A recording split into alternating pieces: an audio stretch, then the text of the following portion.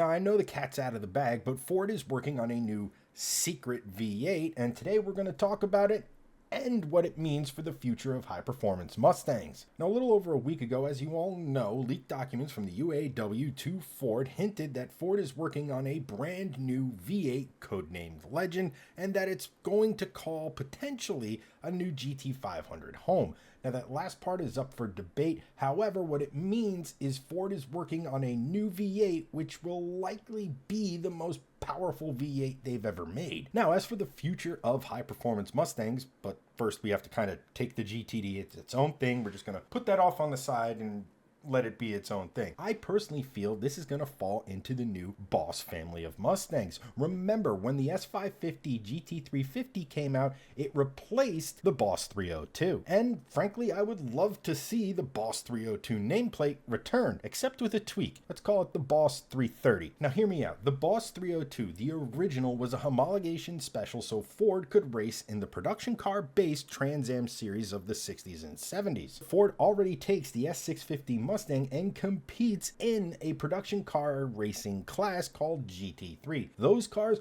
well, they use a Coyote engine. However, in that spec, it's 5.4 liters. Now, to put those into, well, bald eagle measurements, that's 329.5 cubic inches. Round up to 330, boom. Boss 330. And to all the Mustang enthusiasts or people who just know automotive history, there is another Boss that is arguably more sought after than the Boss 302, the Boss 429. A car so insane with an engine so massive that Ford actually had to take Mustangs, ship them off to a third party to have the front chassis re-engineered just to fit the engine in the car. And this brings us back to, well, let's just call it the GT500 replacement and the new big boy as far as Mustang horsepower is concerned, the Legend V8. Now, if Ford decides they want all of the cubic inches, then obvious choice would be the Godzilla engine. It is 445 cubic inches of American thunder. And I don't think it's the base for Legend for one simple reason.